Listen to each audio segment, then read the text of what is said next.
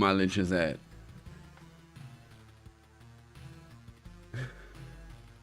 Oh, shucks, you all are too kind.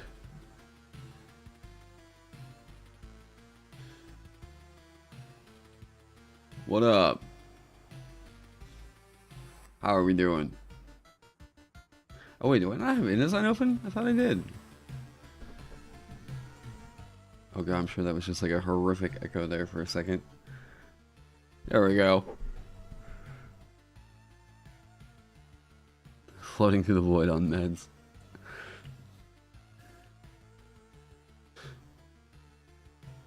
Hey, what's up, Karen?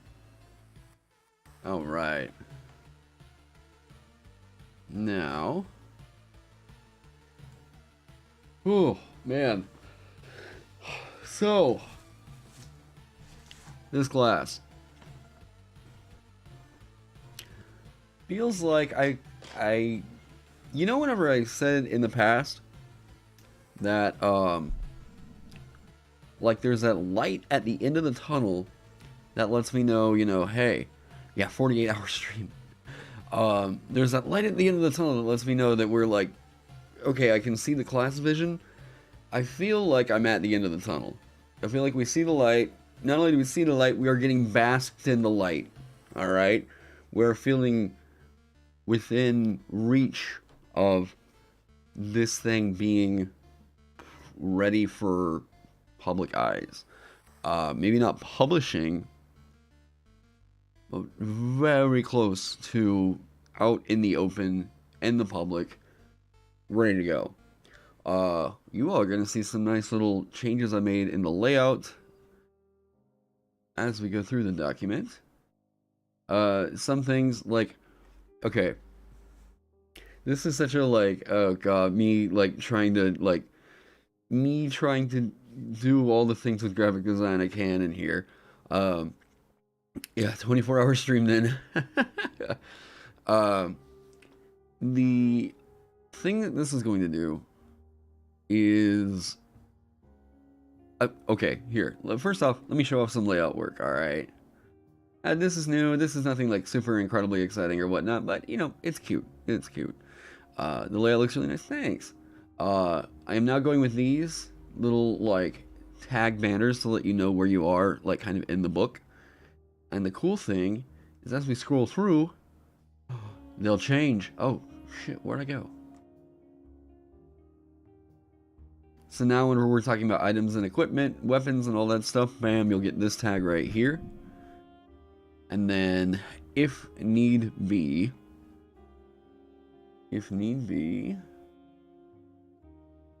I've got a new one for feats. And this is going to be a thing just kind of moving forward with all of my like design work. I just love the aesthetic I've gotten here.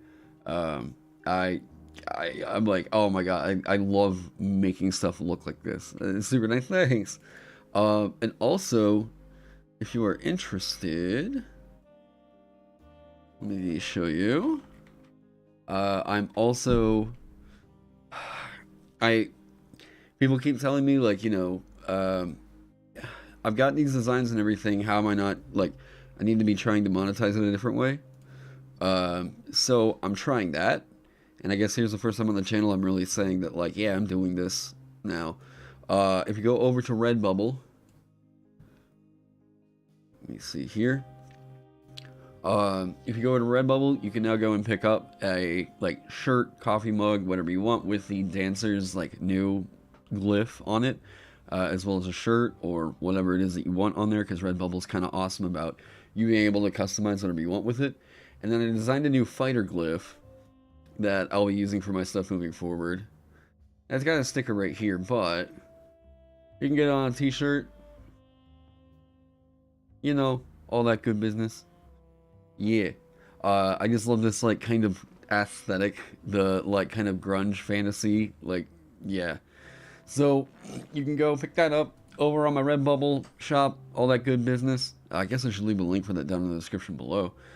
But, yeah, so I'm trying that out to see what might happen with it. God, this ad right here, this game must just be... I don't know who this is designed for, because it's just like some of the dumbest... I see this ad everywhere, and so it must be somewhat successful. Like, oh god. What software do I use? I use a mixture of the entire Adobe Creative Suite. I use Photoshop, Illustrator, InDesign, Premiere Pro, and After Effects for the most part. If I'm just doing graphic work, it's mostly like Illustrator or Photoshop. What I can show you guys, I mean, I just finished up Ross's new trade dress. And what I can show you guys, oh, you're seeing a little bit like behind the scenes here. So this is me making splats for the, this is me making this PNG up here using some Adobe stock image assets and stuff. There we go. Now,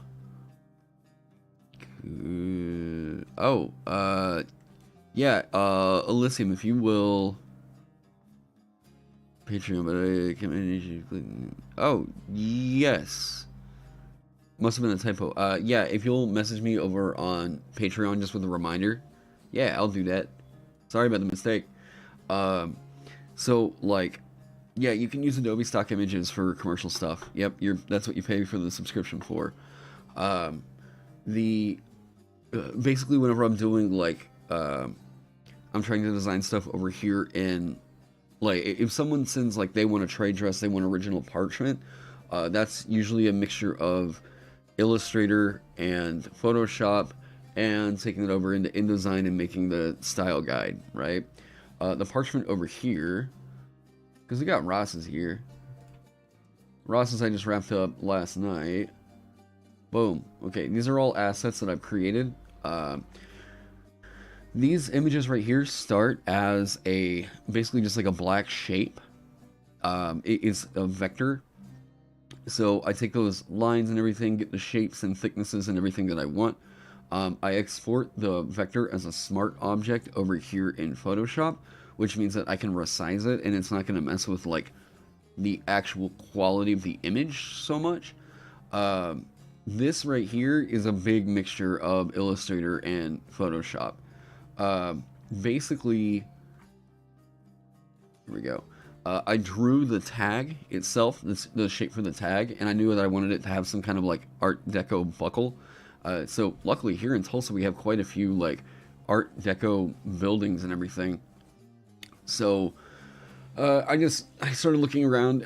I had Ross kind of make me a mood board of like what he wanted his branding to kind of look like.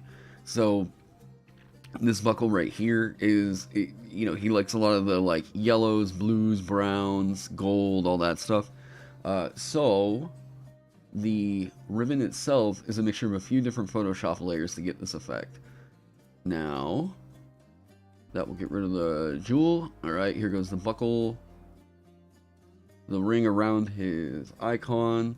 There's a glass that I put over it to give it a little bit of a, like, kind of a sheen. There goes the... Wait. I don't think that one's necessary anymore, right? No, that's the drop shadow around it. Yeah. The background behind his logo. The belt itself is a leather texture that, basically what I did is... Okay, I don't want to mess it too much, but... I will go over from InDesign, draw a vector of a shape that I really like, and then bring it over here into Photoshop and get a layer from it like that. You can hit Alt and Control and click on the actual, like if you want to select just the pixels of that layer, Alt and Control, and then you click that, and then you, oh wait, because that's clicking, there you go. And then it'll actually just highlight the layers that you, or the pixels that you, the pixels of that layer specifically. Then I can go up here, I'll make a layer, and then, oh wait, that's the wrong brush for that. Oh wait, I'm messing with the layer, not the, why is it not working? What did I do? Uh-oh, hold up. I'm gonna look like a dumb.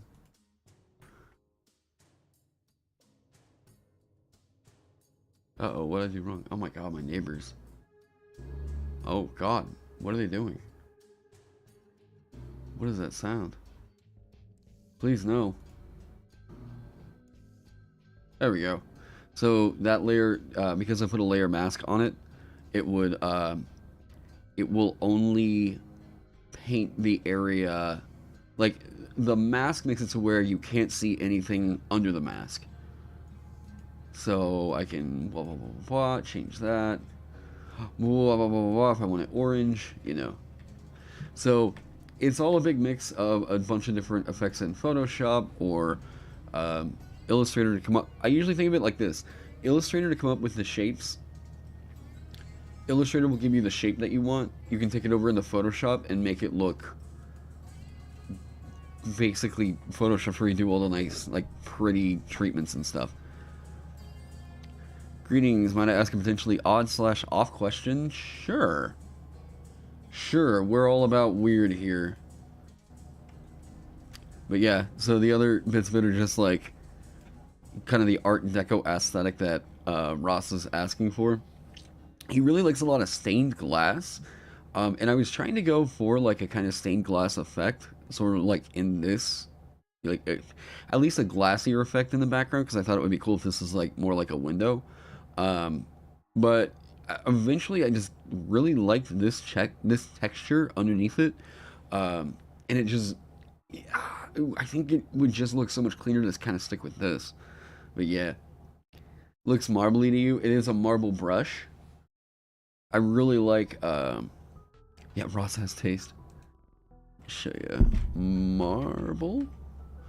Yeah, this is Kyle's Concept Brushes Marble Beta.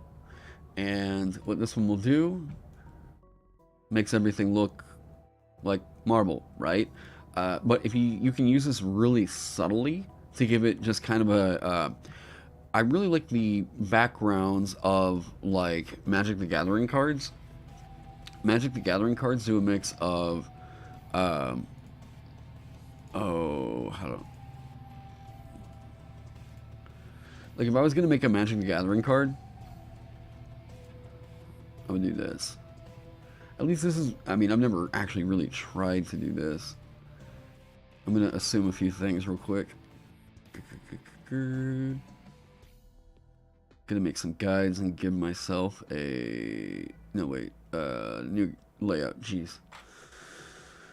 Yeah, let's do that. Okay. Like if I'm thinking about making a playing card.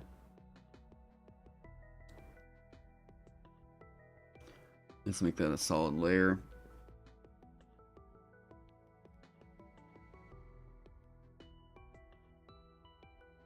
Sure, I don't know, that'll be whatever we want it to be. Okay, now this layer, go down here to render clouds, boop. Why I'm designing an Alchemist? Oh, yeah, I covered that a little while ago. I have allowed Mage Hand Press's Alchemist at my tables for, I mean, long time. I just don't agree with the, now that I'm like a bit more critical on the design, I think that what they did is totally serviceable, but I personally just think that there's a way to do it without tying it into resources, quite as hard as like what they did. So this marbling is a really subtle effect right here. I don't know. Is this necessarily pretty? I don't know. I'm just doing it real quick, but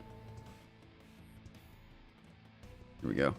So I think you guys could see, like, just kind of off that texture alone, how if you overlay some images on top of this, it's kind of like that. I mean, some people joke about, like, you know, liminal spaces, how, like, this isn't supposed to be a thing that you're really paying attention to, you know? So it's something that's supposed to be in the background, not super distracting. And I think this effect right here, we usually just see Magic the Gathering cards rendered with some kind of a cloud backdrop. Again, it's just something that's like, it's meant to be forgotten in a way. You can tell it's like, oh, it's a green card. All right, cool, and then whatever.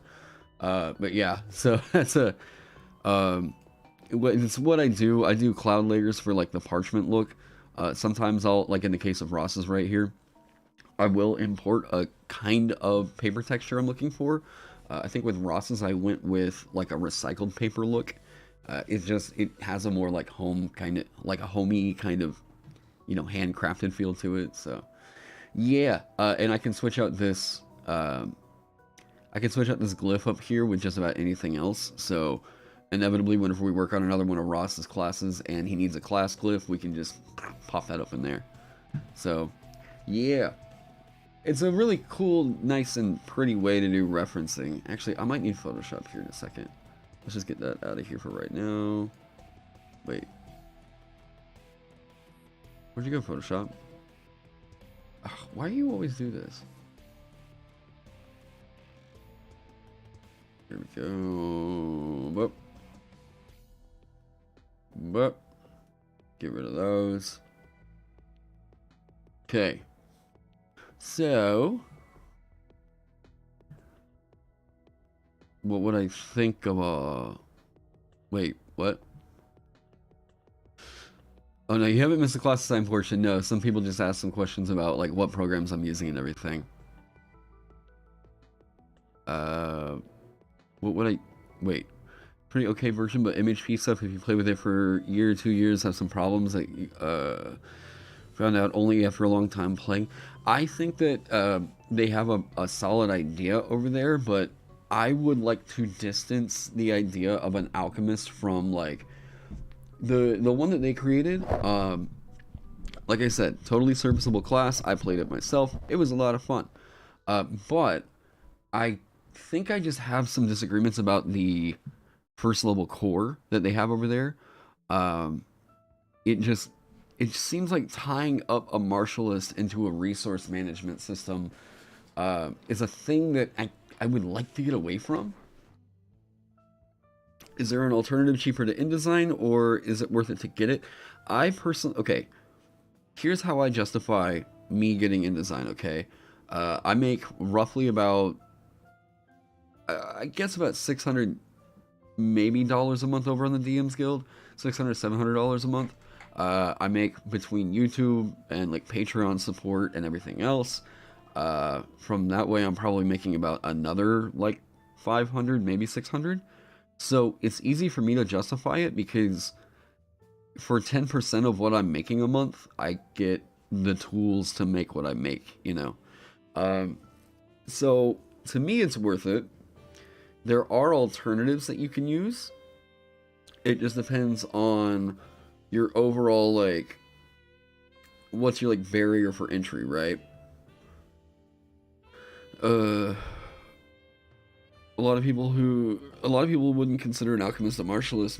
Most people I've talked to don't describe... okay, so that's that may be maybe that's a narrative. Okay. It's not that... To me, whenever I'm saying a martialist, what I mean is just you're not a spellcaster.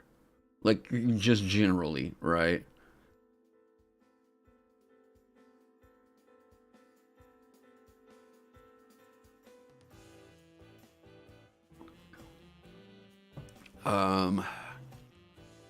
What would I think of a new edition? Going back to the 4E style of class, with solid class features being few and far between, and optional class features being the bulk of the class's content. I don't know. I mean, I personally think there's a pretty solid thing going on here right now. I think that 5e has a pretty solid system, at least for character generation. My hangups with 5e are about, like, kind of minor details. And you'll hear me complain way more about Wizards of the Coast than I'll complain about 5e.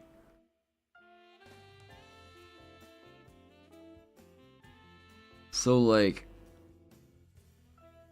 I mean, there's a few, I know that there's definitely people that are, like, even in my community, that are like, we really miss some aspects of 4e, and I just haven't really sat down to play it. So I think that non-spellcasters shouldn't be tied into resources. Hey, there you go. Well, okay, with an asterisk on that. If they need to track a resource, it should likely be... How do I put it? This is a failure of Monk's design, in my opinion. And I don't want to accidentally leak anything. So key points are a very cool idea on just about any other class but the current 5e monk. There is a great design chassis within the monk that is great on characters that are trying to do anything else other than a monk. Like, you blow a key point to fuel certain things, and those things that you do are mediocre at best. You get to 5th level, and then you get a key point use that is like scary. Monk also introduces a lot of real big balance issues that you have to like always be designing around. Monk is one of the only classes that I am always keeping in mind anytime that I have to design like a natural weapon for a race, because immediately if you start them out, yeah, Monk just gates stuff that Rogue could get for free for some reason. Yeah. Oh boy, how do I put it? Monk is, if I were like working in a collab and someone had submitted me the Monk as like, yeah, you know, what do you think about this? And I'm giving it like a consultation pass. Boy, there's a lot of things in that class I'd be like, this just does not feel 5e. Like, most of them don't have uses as, yeah. So I think that if you go with a martialist, like the thing is, as a spellcaster, you are signing up for resource management for the trade-off of a bit more power, right? The resource management of different spells you know, prepare, all that good business. It also feels like as soon as you introduce an element of resource tracking, that spells a certain narrative that I just don't think martials fit. Like, it almost feels like that narrative is almost immediately saying this thing needs magic, right? I can actually see how some people are saying, oh, come on. There are some people who are of the camp that ki and psionic energy, or whatever you want to say, are essentially like the same thing. And the more I've thought about that, the more I kind of dig the idea of like whatever this universal energy is that you're able to tap into as a monk and fuel all your crazy shit. Then like, you know, it feels like there's some kind of a narrative parallel between that and Scion.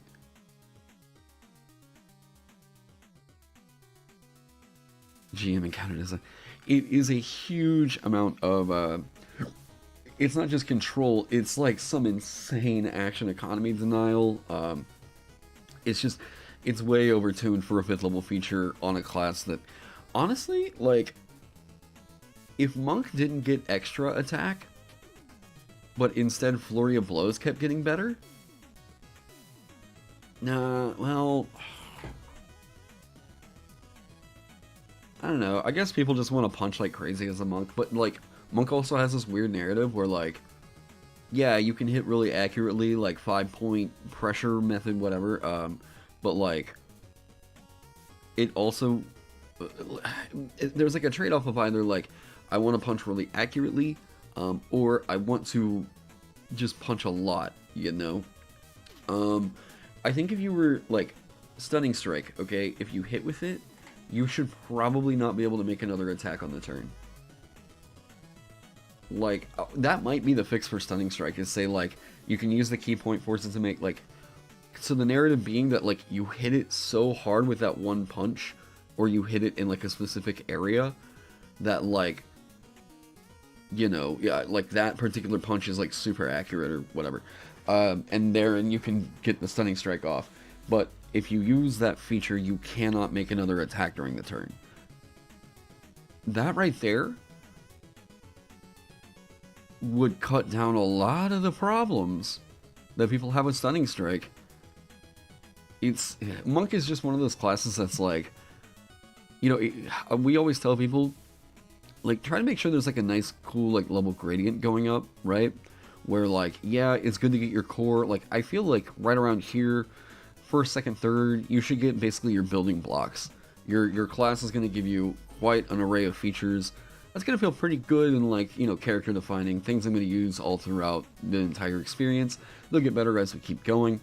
5th level, you start to notice like some sort of like an action economy spike, where like your turn is just generally better, right? Extra attack. Okay. Cantrips are getting stronger. So it's a power spike, but it's also a bit of like your, how do I put this?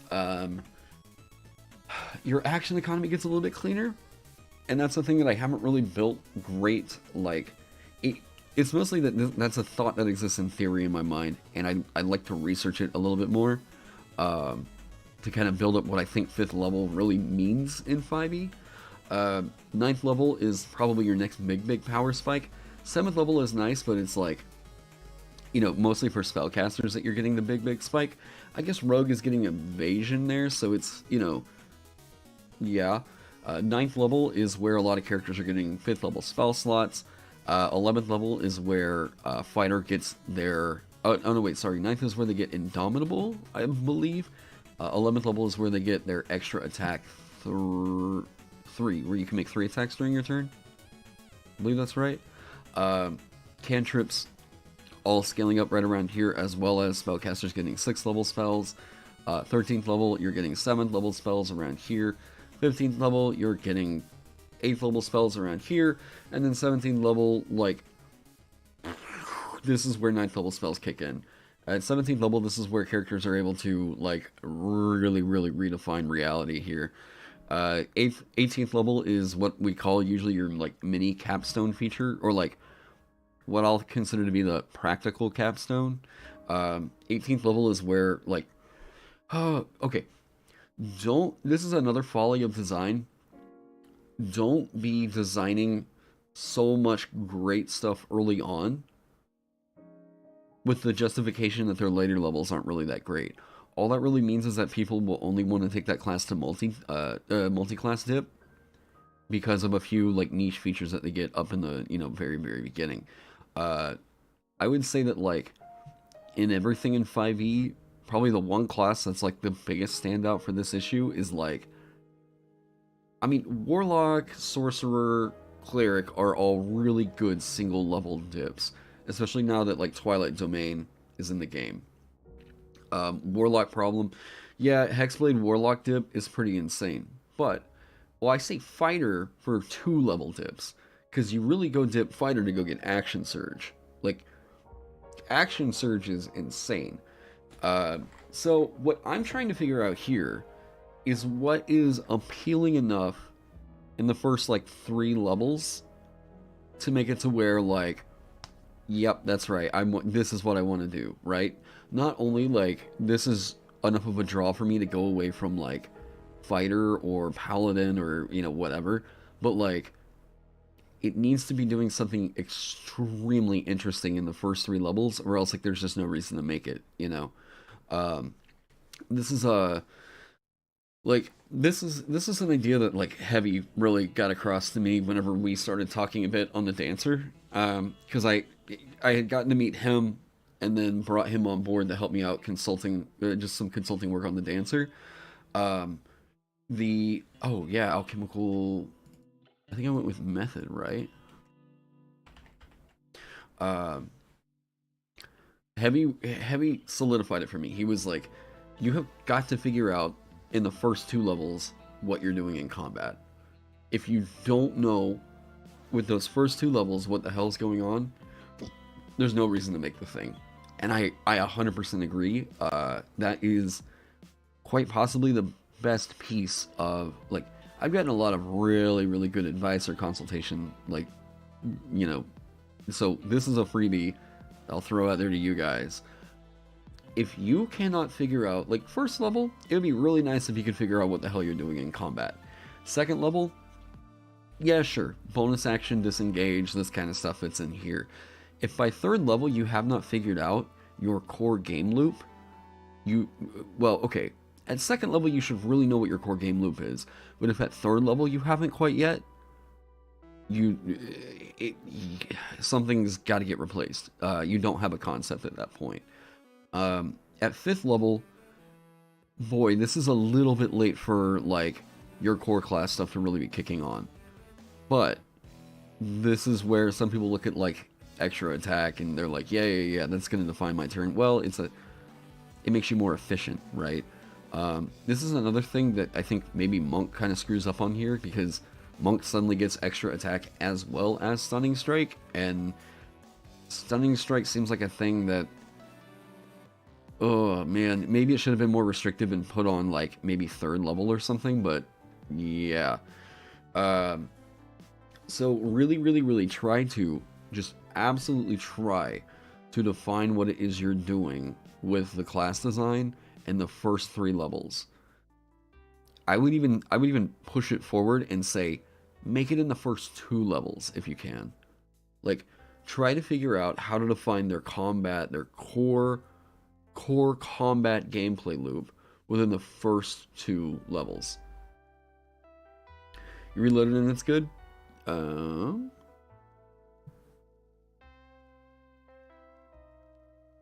Might be YouTube server-wide, server side? Is it laggy? Okay, then I hope that last point got across. Basically, what you need to do whenever you are first starting to design a class, if you want to make, like, something that is, something that's kind of innovative on the system, you should try to figure out what you're doing in combat. Like, I know that we all love the roleplay aspect of it and everything, but you cannot deny you need some kind of combat mechanic in here in the first 2 levels. You need something you're doing. This is another issue with, well, at least artificers get cantrips, you know. At least artificers get the cantrips early on, so it's like you kind of define. And this is another thing I really encourage people to not do, and that is I would encourage you to try as hard as you can to make a martialist as your first class concept. Really try it, because spellcasting is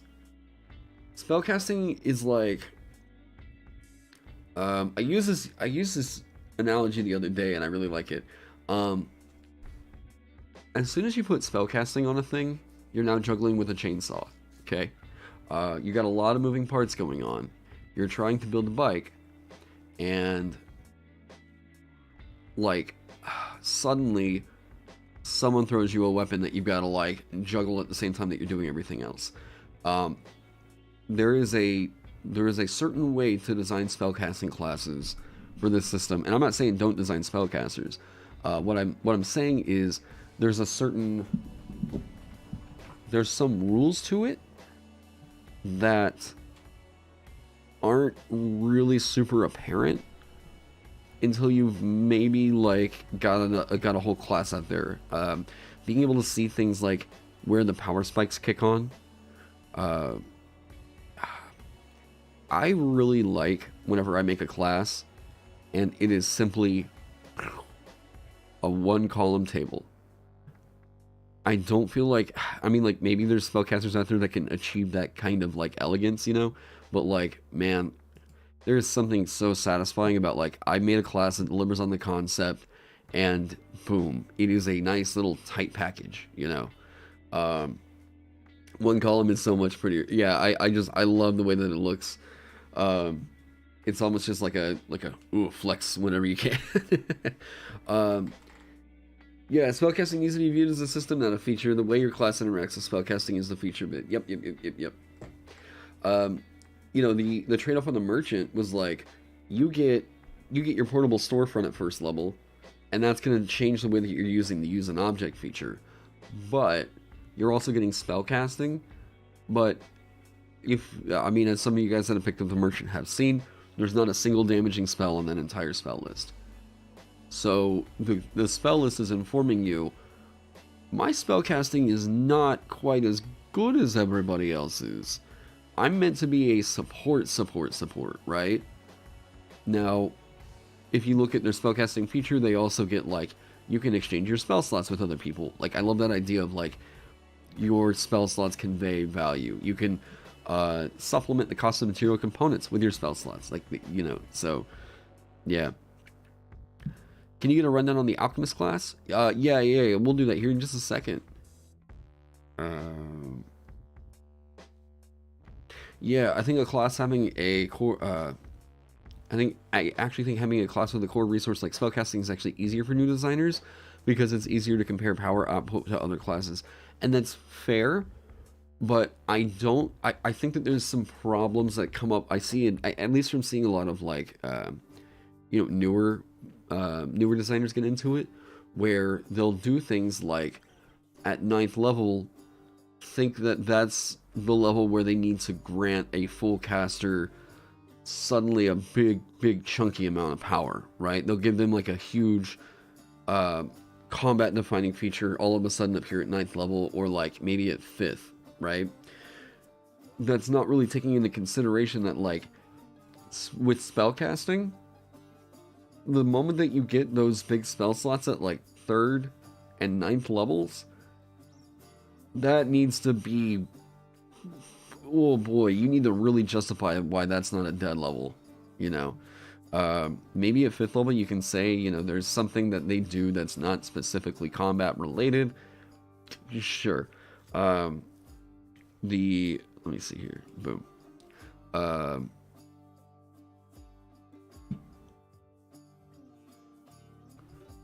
Okay, so looking here, like Destroy Undead, this is helping out a kind of niche feature that they got at 2nd level. They're getting their 3rd level spell slots. This is not really a massive power spike for them, just this feature right here. The things that you have to consider are, number 1, they just got their ability score improvement last level, but number 2, their spell save DC, no matter what, even if they didn't take the ability score improvement, is going to be 1 higher. Their core spellcasting DC will be 1 point higher, right? They're also getting 3rd level spell slots here. For Cleric, this means Revivify. Or if you go Light Domain, it means Fireball, right? If you look at like their 9th level, where they get their 5th level spell slot, nothing there, right? See how what we have here is proficiency bonus increase, so again, that means that their spellcasting DC could be quite a little bit higher. At 8th level, we can most assuredly assume that most characters will be using this level right here to increase an ability score.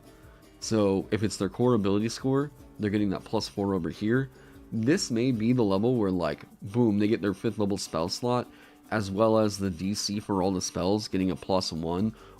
But hypothetically, yeah, a +2 because of the ASI. This is a massive boost in power, yeah. So, like, if they took this at 5th level to where they get the +2 right up here, that's a pretty great level for spellcasters right there. So, the reason why there's not a huge, like, worry in the power spike at 7th level as compared to 9th or 5th is because the proficiency bonus doesn't increase. So, not only that, but there also wasn't an ability score improvement just like a second ago, right? I don't know what is going on next door.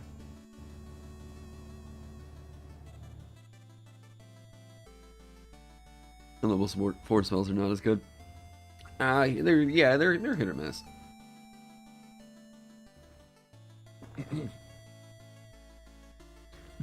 Yeah, you can, I mean, if you just decide that you wanted to really max out your spell save DC as high as you can, then, like, by 9th level, there's potential there. I mean, okay, +4, so you got your 12, plus, let's say +5, hypothetically, right? So 8 plus 9, so 17. 17 until, I mean, I guess the highest you can theoretically get it right there is 19, but, like, there are other magic items in the game that can also boost your spell save DC, so that's also things you gotta worry about. There's ways of causing the creature to have disadvantage on the saving throws and whatnot, so yeah. How's stream going? Pretty good. Oh yeah, you guys are asking about a real quick overview of the Alchemist. So, real quick, where are we currently sitting at, and what am I doing today? Um, Jeez, sorry, the neighbors are doing stuff.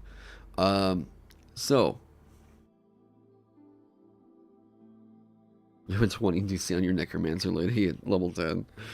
Um, what's my opinion on the type of class that would be easiest for new designers to take on? Let me. If you're brand new to homebrewing and you've never done this before, what you should probably do first is go over and try to make a. We did the subclass scaffolding videos. Go over and try and make subclasses. Try to go make subclasses. Don't start out with classes overall. Do subs or races.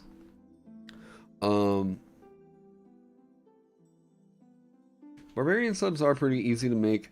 I think that, like, if you study cleric or paladin or warlock, the subclass scaffolding, or I guess the motifs that Ross and I called it, the subclass motif, or actually I think it was Blue Thumbnail that came up with that. The subclass motif that gets evoked. Hey, check out TCN. Thanks for the follow over on Twitch. Once you study the subclass scaffolding, you start to see that, like, there are patterns that emerge. I hate getting those domain or known spells. And okay, you start to see the patterns that'll emerge about, like, subclass scaffolding and whatnot, and you start to see that there is, behind this system, there is definitely a we can kind of measure and quantify what characters should theoretically be getting at each level, right? Once you do that, you're starting to figure out that, like, oh yeah, because Ross and I were using this building a motorcycle thing. You start to realize that the motorcycle needs wheels, it needs an engine. You know, from the outside, it's like, oh yeah, it's a cool motorcycle. Like, see that it drives on the road and, you know, whatever. You twist the handlebar and you the wheels and gas push it forward. Yay, right? Okay, well, what realistically, there's other components that go into the creation of the motorcycle, right? You need the motor, you need the engine, you need spark plugs, you need, I mean, I'm not an engineer, I'm just, you know, but you need things, you need other components of it that will make sure that the motorcycle does the main thing that it's trying to do, right? It needs gasoline. The engine needs to be able to combust stuff. It needs lubricant for the pistons or whatever, right? Oil. So it, once you get to the point of, okay, I've maybe designed, like, yeah, I'm no mechanic, I'm just a tabletop nerd. Once you get to the point of, like, I feel like I've got a good grasp on the system, I'm familiar with the concepts of, like, I'm familiar with the concepts of power spikes and what my core game loop is. I feel like I know the... another thing you should do is read Chapter 8 of the Player's Handbook. Read Chapter 8, just essentially memorize it. That is everything you can do on your turn. I feel like no matter what... Geez, you want to know what my number one piece of advice is out there to new players? Oh, man. If you like D&D, you've had fun with the experience, but, like, you want to get more familiar with it, you want to become a better player, holy shit, please read Chapter 8 of the Player's Handbook. Like, it seems like there's people who get overwhelmed with the idea of, like, oh crap, I can do anything in this game, and then they kind of freeze up, right? Chapter 8 is, those people that freeze up, I think, believe that, like, in a game of unlimited potential, no answer is the correct one. So if it helps you, and that's becoming a thing for you, you should probably pick up your Player's Handbook, check out Chapter 8. Let me pull it up real quick.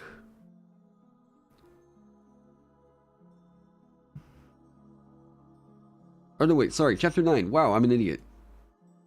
Chapter 9. This is everything you can do on your turn. Okay?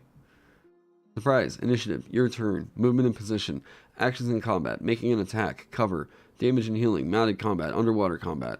And then, if you're interested in the interaction and exploration pillars, everything that you need to know insofar as time, movement, speed, drought, all that good stuff, right? Resting. What does resting mean for my character? All that stuff right here. Chapter 8 and Chapter 9. Yes. But Chapter 9 is the one that I usually refer to whenever players are brand new to the game and they have no idea what they're supposed to do with their turn, right? It says how to play right here in the introduction, but that's actually kind of deceptive. Like, it's more so like arming you with the tools and like kind of what's happening, but like, you know, it bothers me. This is another thing that kind of bothers me about this mindset of there's no wrong way to play. Whenever you have people that are trying to get into the game and they're like, yeah, I'm interested in learning how to play D&D, and then you get people that are like, well, there's no wrong way to play. It's like, that doesn't help me. Like, you know, that's a non-answer. That's a non-answer. If it's a difficult question, then there should be a line of rhetoric developed around it, you know, but yeah. Anyways, that's that whole thing. Well, yeah, the beginning of Chapter 10, but like that's if you want to get into spellcasting. I rarely... If somebody's going to play a spellcaster in this game, and they want like the easiest, just like, bam, I want to hop in, run and play it. Like, I want to learn to cast spells and all that stuff. Like, the easiest one to jump in on is going to be Cleric. Really. I mean, Cleric, as far as managing your spells, and like, you have access to the whole list. You don't have to do a bunch of like tracking or anything on it. It's just like, oh, I get a number of spells equal to my Cleric level plus my Wisdom mod, right? Am I remembering that right? And you can just swap from any spells in that spell list. Oh man, Cleric is so easy as a first level character to play.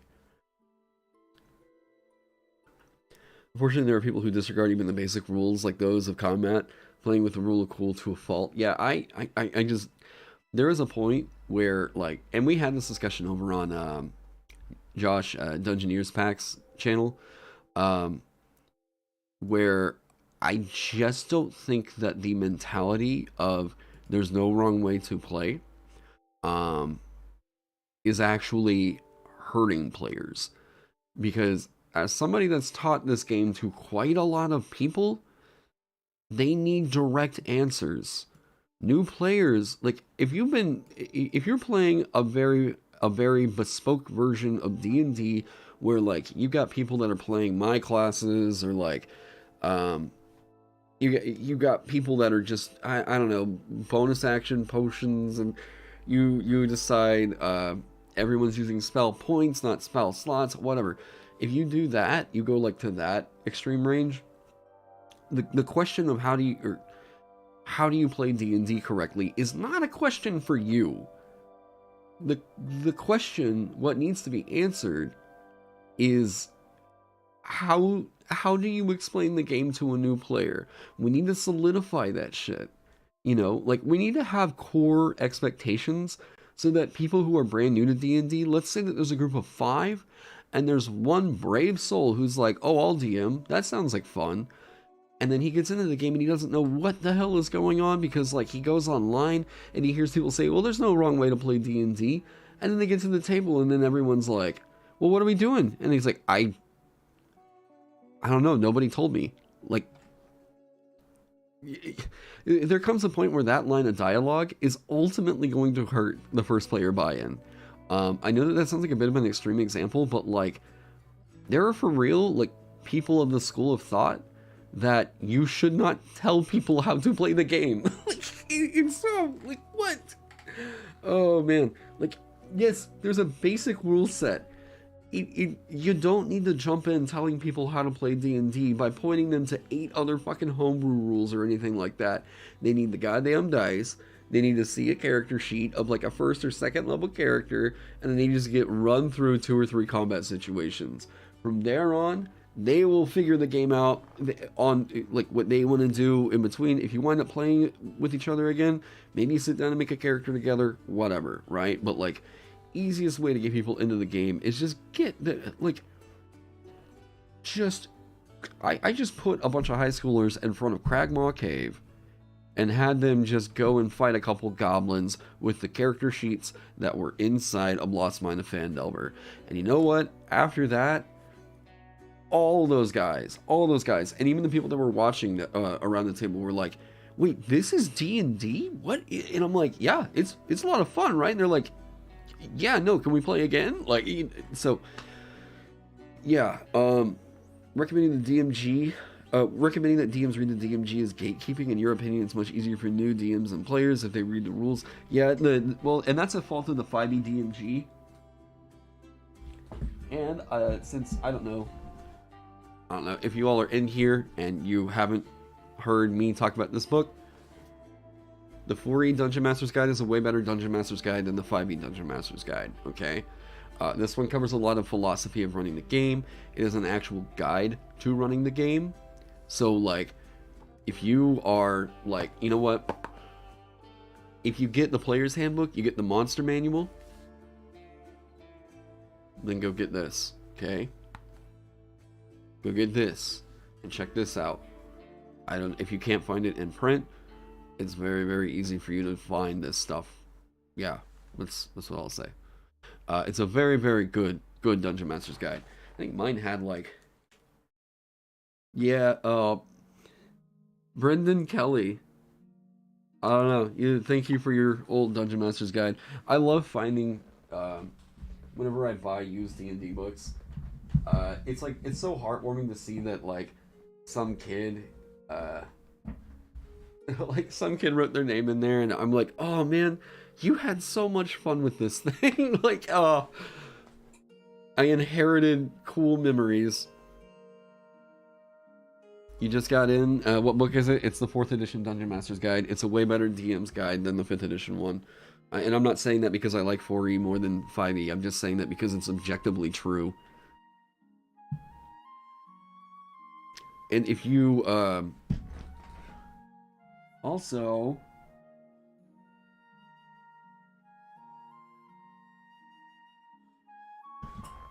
Where'd it go?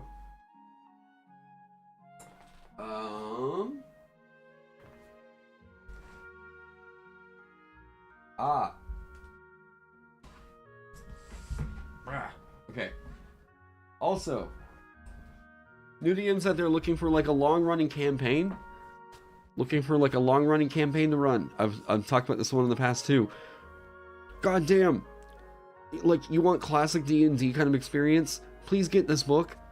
Please get Tales of the Yawning Portal. This is one that you will find infinitely more use for than any of the modules out there. I promise you. I promise you. Get Tales of the Yawning Portal. That thing is so hyper modular. You can get out of here. You can throw that anywhere. Anywhere. Like, that book. Oh god, let me do one more and then we'll talk about the Alchemist core. Okay.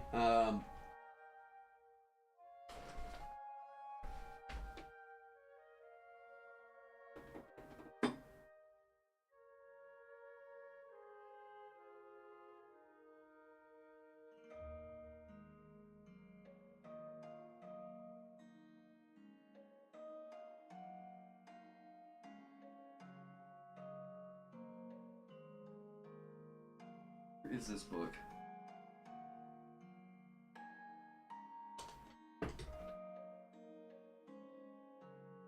I swear, there's another book I bought. I just cleaned up my studio, now I can't find anything. I'd say I just cleaned up my studio. Trust me, this will look better once I get the guitar mounts in here, okay? What the F?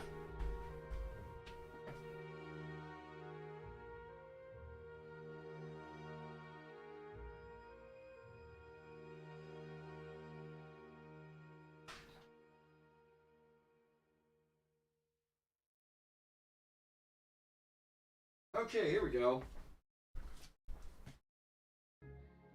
I really dig this book too. This one is the Game Master's Book of Random Encounters.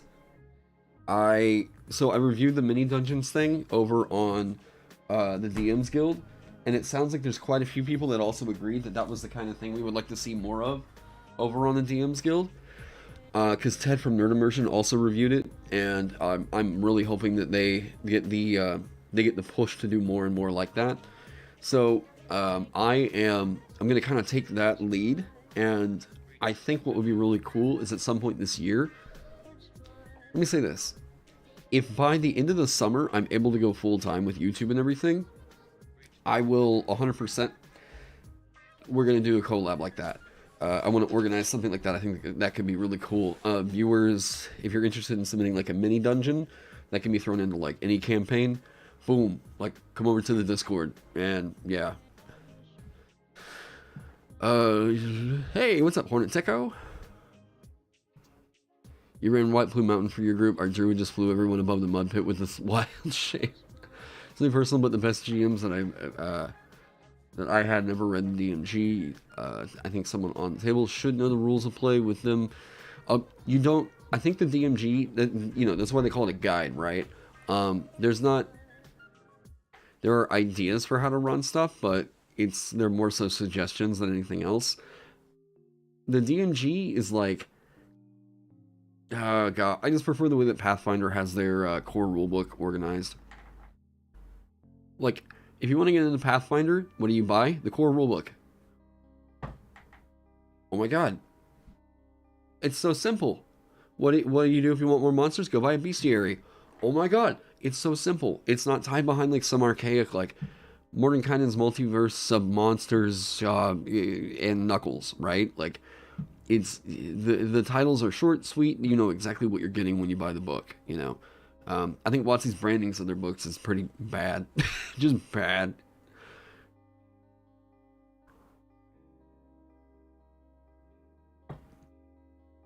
Hang on.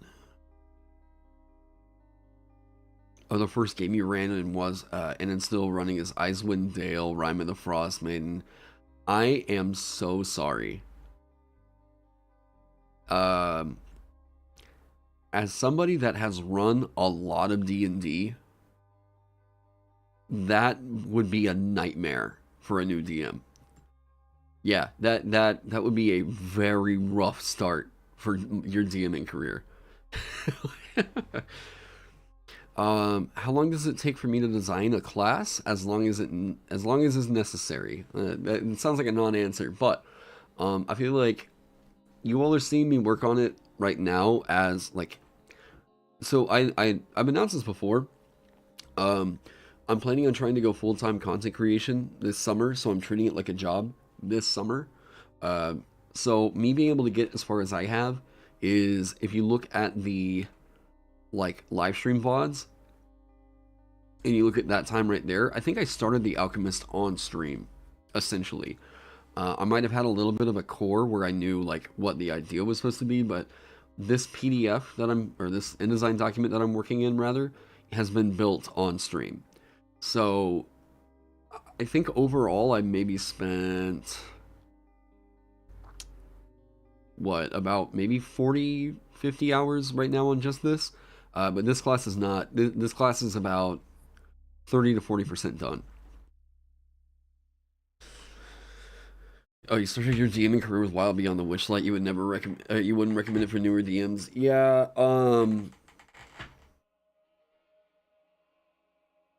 Starting out, like Tales from the Yawning Portal. Jesus, I wish I had known about Sunless Citadel as like me starting out as a DM. Or like not really thinking that the book that came in the starter kit must be like a joke kind of, or I don't know, that it was like a lesser quality. And I even clipped this for a VOD in the past too. Lost Mine of Phandelver is a fucking great adventure. It is a good little starter package right there. You might be like, I don't really know what the hell's happening with this thing. No, it's a great starter. It teaches you all the things about like running the game. That adventure is designed to teach you how to run the game. They did a very, very good job. And I mean, hell, I might even just run it sometime. I don't know, maybe I've been warming up to doing actual play stuff, but like I've gone on other people's streams and done actual plays, but like DMing for it, it feels like I've got too many moving parts going on right now, you know, where like I've got to manage my stream layout, I've got to see what's happening over here, I got to make sure that like, you know, oh, well, here's, you know, me switching between cameras. I've got a stream deck for that now, so if we need to go back to the intro, boom, that's all super simple, right? If I know that I'm going to cuss and I need to like mute my mic real quick,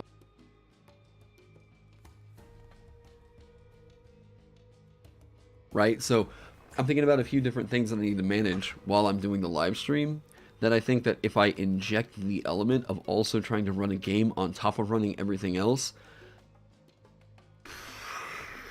ooh, buddy, that sounds like working retail on Black Friday.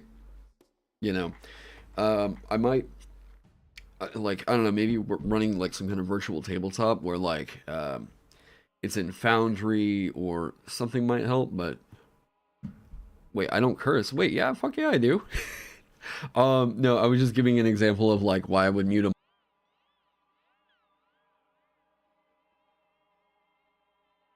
There, right. Like in my content, yeah, I do, but I try not to. Um, like the reason why I try not to in a video, they just do better. I mean, videos just perform much better. If you, yeah, hang on one sec.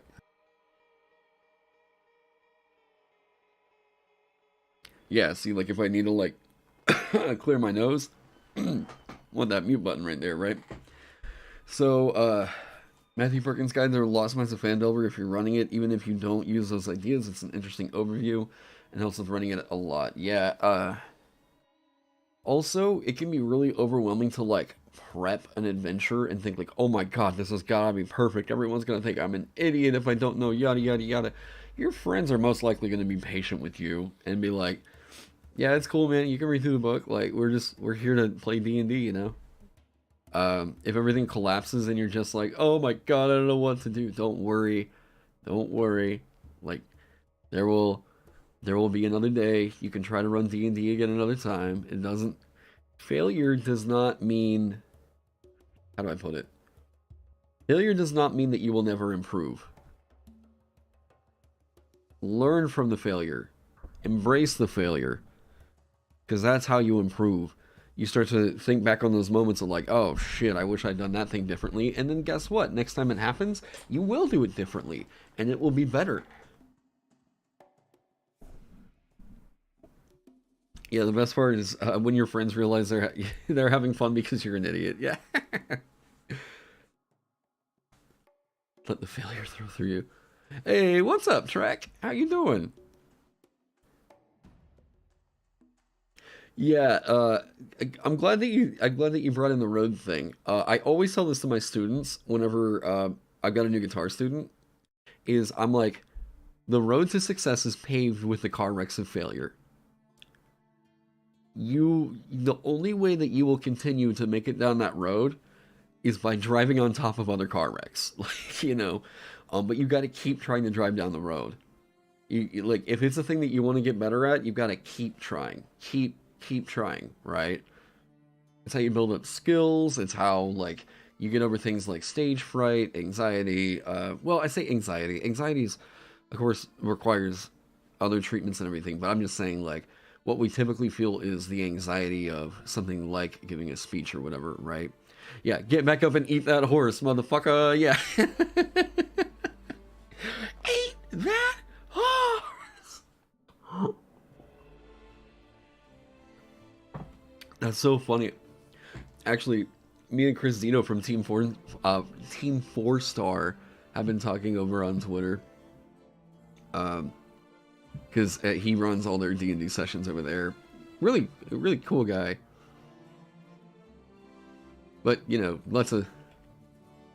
quite a lot of furry stuff over there, but you know, hey, you're into what you're into. It's cool.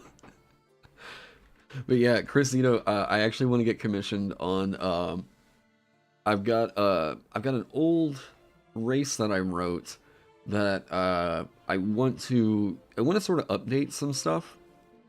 I want to sort of update some of the stuff that I made way early on in my design career, and this race is definitely one of those things that I'm like, I want to come back to that. It's out of nowhere, but do you know when you are going to do the community homebrew critique? I don't know off the top of my head, but I would like to do it soon. Soon. Yes.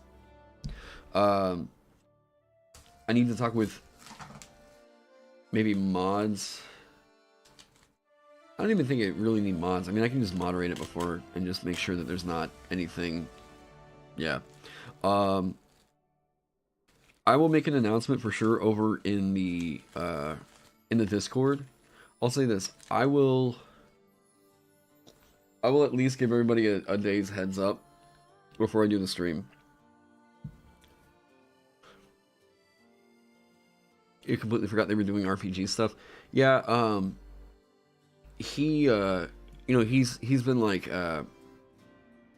I think the clash that they've had is that a lot of the people that people are coming to watch over on Team 4-star, Jesus, are not particularly interested in playing D&D or like tabletop RPGs.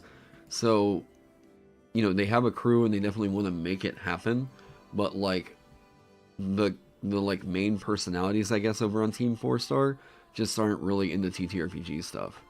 So there's this kind of like push and pull on like the content they want to put on the channel and whatnot.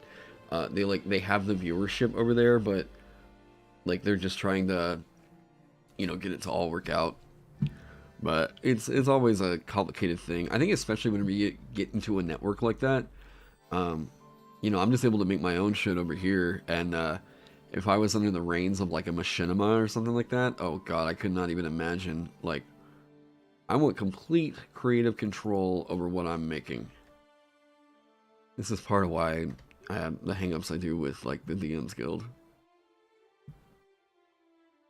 Actually, this layout's looking pretty nice. Okay, so let's run down the core real quick. Alright, so what's really happening with the Alchemist? I guess the best place for me to start is it... We'll be back after a League of Legends game, don't go anywhere. I'm going to be here for quite a while. Should be updating that, right? Once that's done, scroll down. Oh no, because it's going off of class features right there. Okay. So, with the mortar and pestle, don't you think it should be a little lower, not to have the empty space between them and that smoky thing? What? Oh, you're talking about moving this down here? Maybe. Maybe. Maybe. And we can fix all that later on. Maybe. I don't know. Plus, I think that the stock art is mostly a placeholder for right now. I will be trying to commission some just spot art to use all over the place. There we go. Okay. So, the Alchemist.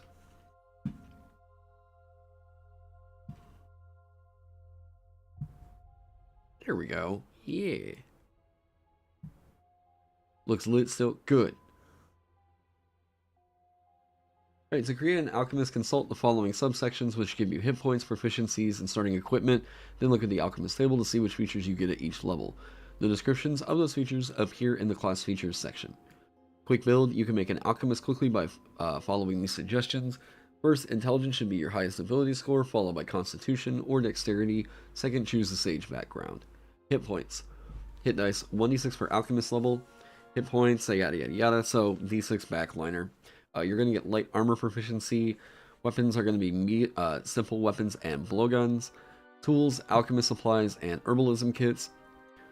Saving throws are Constitution and Intelligence. Skills, choose two from Arcana, Investigation, Medicine, Nature, Perception, and Sleight of Hand. The equipment is stuff that's still getting refined as I go through, figure out what it needs to get. I'll plug that back in up here. What's funny is I didn't realize, like, it was only recently I realized how significant starting equipment actually was to your overall run of stats from the get-go. I have to redo a lot of portions of the Runekeeper because I realized, like, I gave them medium armor proficiency up here, but I didn't give them a way to get medium armor in the starting proficiencies, and I was like, oh shit. So, yeah. A poisoner subclass would be cool. We got it. So, multi-classing rules right there for all you degenerates that love that. So, here at first level, you're going to get Experimentalist, Adept, and the Alchemy feature. So, here at first level, choose one of your skill proficiencies. Your proficiency bonus is double for any ability check you make that uses the chosen proficiency and Alchemist supplies.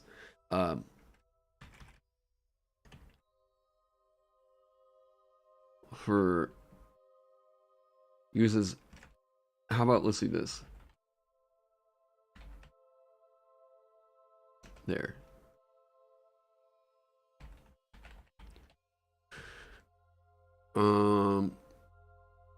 Well, what main things separate this from other Alchemist homebrew? That's a very general statement. I am only aware of like one Alchemist out there. Additionally, when you craft as a downtime activity to make a potion, poison, or other alchemical item with a rarity of common or that is non-magical, it takes you half the normal time in gold. So, from there, it is expertise like, I mean, essentially it is expertise for this class, but it's only going to be the skill proficiency and for sure your proficiency with alchemist supplies, and then you get the little like savant like feature thrown into that as well. So from there, going on to alchemy. This is the big core thing that they want to be doing. At first level, your practitioner of alchemical research has trained you in the implementation, augmentation, and creation of devastating chemical concoctions of incredible power. See the alchemical items section at the end of this class for the effects and items you can create with this feature. Formula. You know a number of formula for alchemical items equal to your intelligence modifier plus your alchemist level. You might find other formula during your adventures. You could discover a formula for a potion of giant strength for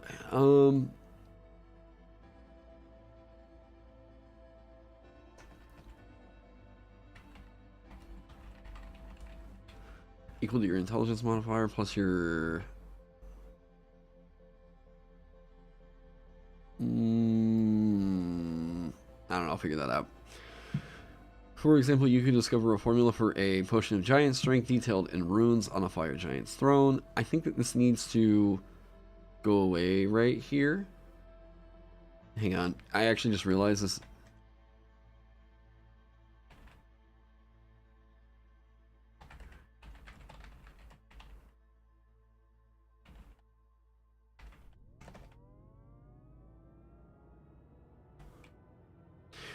So essentially what this is going to be is that you can create... I wonder if... Yeah, no, this still needs to be tied into the formula. So you could discover a formula for a potion of giant strength detailed in runes on a fire giant's throne, for example, or shuffled among notes of an elder alchemist's laboratory. When you create a potion, poison, or other alchemical item, you must provide the components detailed in the item's description. Okay, so, well, poison is bad. Poison is bad, but that doesn't mean that you should just never account for people that want to do it. So, Augment and Concoct. You can use special techniques to quickly formulate or enhance an alchemical item. You start knowing two such techniques, Augment and Concoct. To use this ability, you must have your alchemist supplies in hand and the components required in your inventory.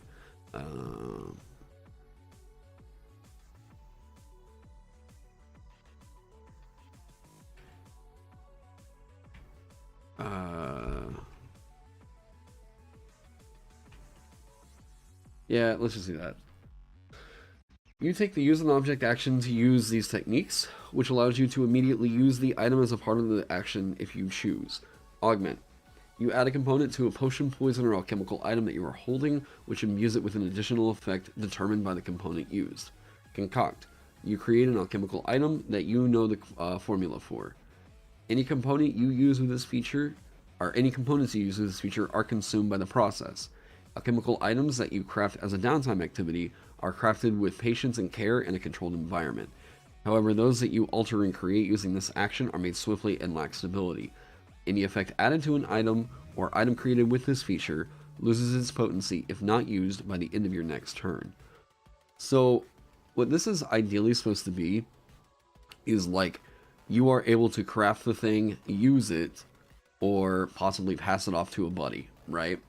What I do think is because we've now tied in the use an object to use it as the same part of your turn, start of your next turn.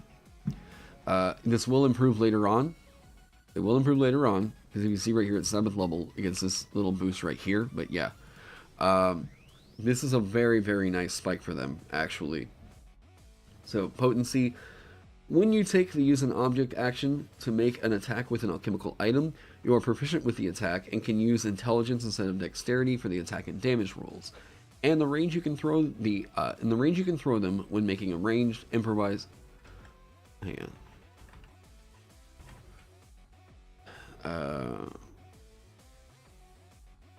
In the range you can throw alchemical items when making a ranged improvised weapon attack is doubled. Further, when you use one of these items that calls for a saving throw, you can use your alchemy save DC instead of the DC listed in the item's description. So right here the aim is essentially to make Alchemist Fire better. Or to make like acid better, whatever you want to use, right? Poison, number one, it doesn't fix the issue of poison, but it at least makes it to where whenever you're trying to poison something, it can go off of this DC right here. Now, actually,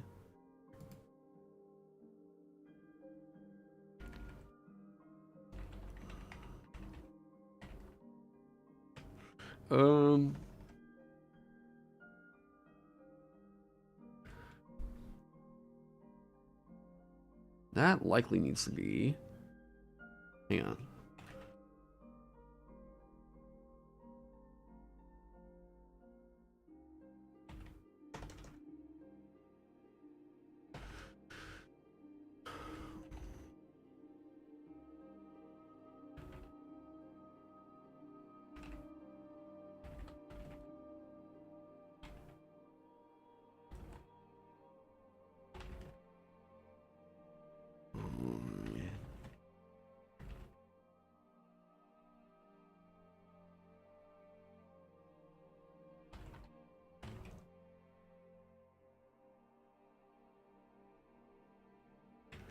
See, for any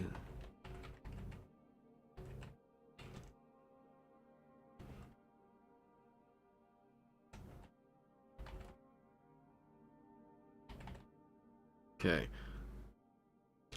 at some point it does need that kicker, yes. So that's the main core of the alchemy feature. There's a couple bases that still need to get covered here that I'm kind of taking notes on, and later on in the document it's going to list different alchemical items that, number one, you can craft, but like if the DM has an idea for a certain type of potion, or like you want to make something work out, I'm trying to give you the tools to be able to do that within the like augment and concocting system here.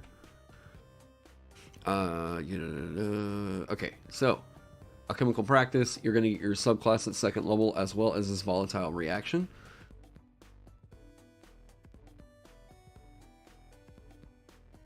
Yes, okay. When you use your action for your alchemy feature, you can take the ready action as a bonus action to ready a use for a potion, poison, or other alchemical item. What I think this needs is something else kind of kicking in for the bonus action here. Well, no, because you're going to get your subclass, so we're going to see how that winds up turning out. Personal touch. Whenever you use a potion or poison and make a damage roll or a roll to restore hit points with the item, you gain a damage to one of the rolls equal to your intelligence modifier, minimum of +1. This is a thing I need to figure out. This is the thing I need to figure out how this is going to be coded in terms of like, you are innately better at administering and consuming potions right now. And what worries me is that it makes it better than Cure Wounds, but it's not as easy to come back on as Cure Wounds. So like, I don't know, I'll have to see what I think about that as time moves on. And if you guys have a question as I'm kind of going through this, feel free to ask, and I'll see if I can clarify something a little bit more.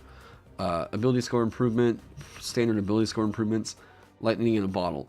5th level, when you use your action to concoct an alchemical item, you can instead create a potion or poison with a rarity of common. I think that this probably needs to get away from poison right there. A poison with a rarity of common. The reason being, potions have a precedent, like generally, for having magical properties. Poisons, you being able to just create any poison you want, kind of encroaches on the narrative of, like, for poison, that like, oh yeah, I can just create plus I don't even think that poisons have rarities associated with them, so I don't think it would have worked anyways. Once you use this feature, you cannot do so again until you finish a long rest. When you reach 13th level, the rarity of the item can be as high as uncommon. This is a feature that I think, if you were allowing them to do this on a short rest at like 20th level, holy shit, that's huge. Like, that sounds like a kind of a nothing capstone in a way, because it doesn't sound incredibly exciting, but in terms of what it means for the overall mechanics of the game, basically your party never really has to rest anymore. It's pretty nuts, but kind of cool. Like, I mean, it's kind of sick. And Warlock can basically already get back spell slots on a short rest, but the only problem is that, like, boy, at that point, I mean, if they spend the thing, they don't get it back. But you can, like, make these as batteries for hit point. Yeah, anyways. I don't know. Talking through the design process. It seems like balancing for 17th to 20th level is pretty challenging in general. It's actually, I think that that's where you're allowed to get ridiculous with it. 17th to 20th level, like, 17th tends to be something of a dead level. 18th is where you get, like, your mini capstone, and I love writing mini capstones. The one that I wrote in here is one of my favorites I've ever written. But 20th level abilities, I think that the general consensus is that the official, like, we shouldn't really be writing, or we shouldn't really be homebrewing around 20th level features being anything like what we see for, like, Sorcerer or Bard, right? Those capstones that we create now, you have room to get insane with them. Yeah, obviously, right? Yeah, that's where you're realizing the, like, here, I think all the way up until 5th level, if you're, like, a 5th level alchemist, I am basically thinking that, like, no, you're one of, like, the best in the state. Like, you know what I mean? You were like, all-state alchemist right around here. But by the time that you reach, like, 13th level, it's like, okay, dude is in a pretty successful rock band, you know, going on tour and whatnot. 15th level is like, okay, dude, they just dropped, like, one of the most influential albums of, like, the last 5 years. 18th and above is like, okay, that's where you're like, you are Led Zeppelin, you are Ozzy Osbourne, you know, Black Sabbath, or Rush. Like, at that point, it's like, no, they completely redefined the musical landscape, you know? So you can get pretty insane with what you're doing at 17th and above. When am I going to add an optional rule for the Runekeeper to bring back the Standing Stone teleporters that I had earlier on the Runekeeper for Omnipresence? Are you talking about you being able to fast travel with that class? Is that right?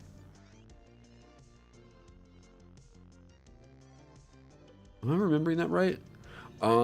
I think that is such a cool idea for what that should be, that, like, I almost want to say that should be like a feat. where the DM can say like, okay, this feat does or does not make sense in my mind or whatever. I think if you have the like, what I would personally allow for in my worlds is just because like once they get to that point, I think that they should be able to travel pretty easily. Maybe make it to where there's a prerequisite kind of a feat where like a rune keeper, or if you have the runic lore feature, once you get to like 8th level, maybe prerequisite of 8th level, you can. I've got to figure out what the. I'd have to figure out where they could kick on, but I do think that there's a pretty easy narrative to say that like, no, if you leave behind a rune somewhere, like you inscribe a rune back in your home base, and you want to teleport back to it, after like 10 minutes, or like you conduct a 10-minute ritual, or rather like, that might have to be a short rest. Like during the course of a short rest, you can teleport your buddies or something like that, and conducting some kind of ritual or whatever. It would need some kind of a restriction, but yeah, I do see something like that being a thing I could bring back. Okay, so mix. You learn an additional technique. Notice that like I'm kind of going off of like Monk with Stunning Strike. Now you're getting something that's going to be big, bad, and scary in here. You learn an additional technique that you can use with use an object item on your turn. Action on your turn. Wow. While you have 2 potions, poison, or other alchemical items, you can swiftly combine them. The effect right here is going to be like these 2 things, both of their effects will occur. Whenever you use the item, both of their effects are going to occur. Now, potion miscibility is a rule that people keep bringing up whenever I talk about this class. So I'm designing this as if we're on a table where potion miscibility isn't a thing. So it's designing this for where like this would be a thing that would actually have weight on tables where you couldn't normally combine potions. So boom, that's a thing. And then if you're on a table where mixing potions is a thing, I give you an optional class feature right here. When you combine 2 potions of a rarity as high as uncommon and roll on the potion miscibility table, you can roll the die twice and choose which of the results occurs. If you roll the same number on both dice, you can choose to roll from any number between 1 to, you can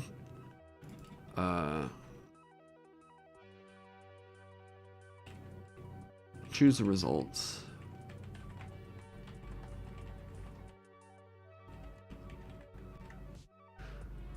From any number between 1 to 99.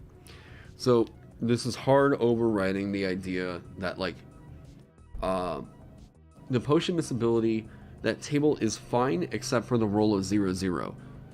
You just combining 2 potions like that and being able to like basically infinitely increase your party's hit points and stuff, it shouldn't be a thing.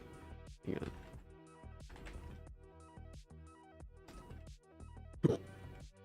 Okay, hiccups now. Let's see this. Oh crap, that's right.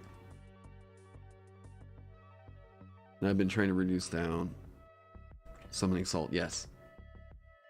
This is he's got an awesome playlist over on his channel of all the stuff he uses in his videos. How do I have this messed up? Why is this? Items. Okay, so this should probably go over here. Sorry, I know I'm skipping around.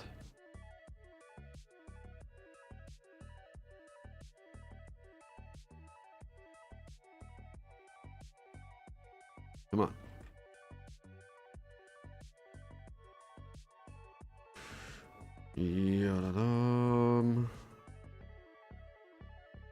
No, you're good? Oh.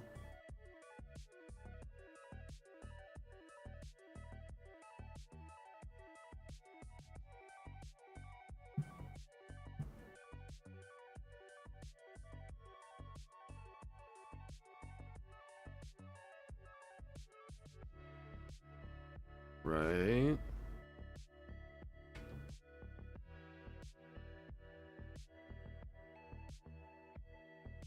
And then Alright, sorry, let me get this organized real quick so it's just a little bit more clean.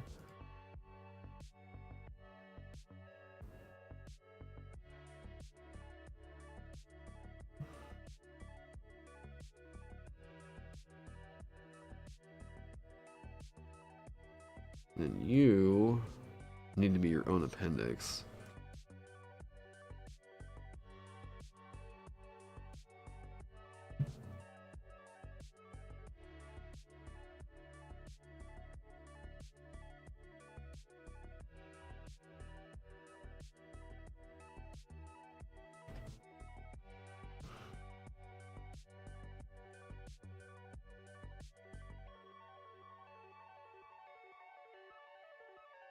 Okay.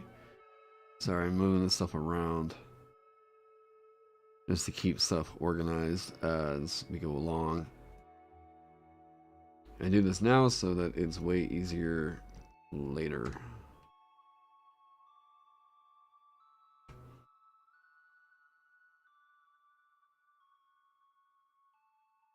Dynamite.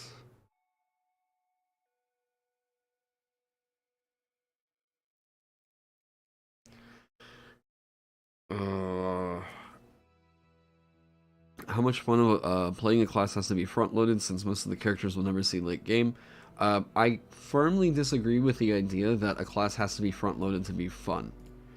What I think most people actually mean by that is they need to understand what's going on with the core, because otherwise what I think that they're conveying is the overall power of what's happening with your class needs to be like, give me everything by, I don't know, like before 10th level, or else I don't want it. It's not, how do I put this? This is a design sensibility that I saw Matt Colville kind of going off on back whenever the Ill Rigger was first dropped, and I was just like, dude, everything's got to be comparable. Like, it's got to be comparable with what's in the system. If you're designing a thing for 5e, you're designing it for 5e, and no amount of mental gymnastics is going to get you over, like, you're still writing for this game. It doesn't matter if it's the game that you, like, it's... If you don't like the game, why do you write for it, you know? Like, there's certain things that you can do where you're like, okay, well, here's an overhaul. And here's the way that certain stuff I've already written works in that overhaul, right? Oh, God. Sorry, if you can hear my freaking neighbors. Hang on. You know what? This happens every freaking time I try to stream on a Saturday. You know what? Let me do this. Let me go on break and give them like 10-15 minutes to finish that up. Yeah, let me go on break and I'll see you guys here in 10, okay? They're using a leaf blower, I think. Alright, I'll be right back. I'll be back here in a little bit, guys. Sorry.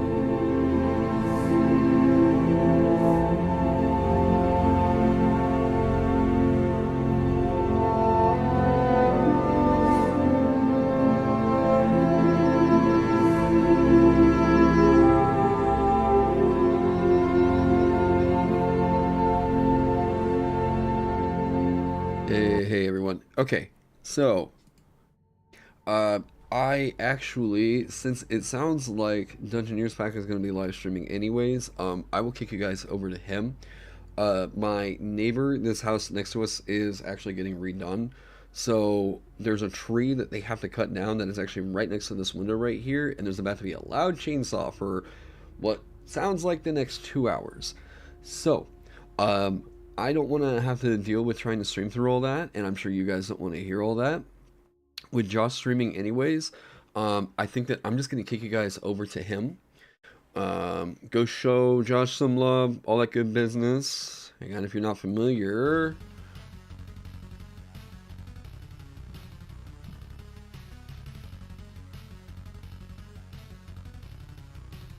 Yeah, so I'm gonna deal with that now. If they were like doing something out in their yard, it's one thing, but no, this is gonna be right next to my goddamn window. So yeah, go over. Dungeoneers Pack. Here you guys go. Go show Josh some love, all that good business. Good channel. If you're interested in homebrew, he also does homebrew over on his channel, and yeah, Josh is a great guy. So, go over, say what's up, and I will be back streaming later on because I do have stuff to do on the Alchemist. So I will check back with you guys for the Alchemist Part 7, Part 2. Sorry, we got disrupted on this one. But yeah, so anyways, down in the description, affiliate link if you want to go check out Mini World Taverns. Use my promo code, all that good business. Let me see if there isn't a way I can just get you guys automatically sent over there.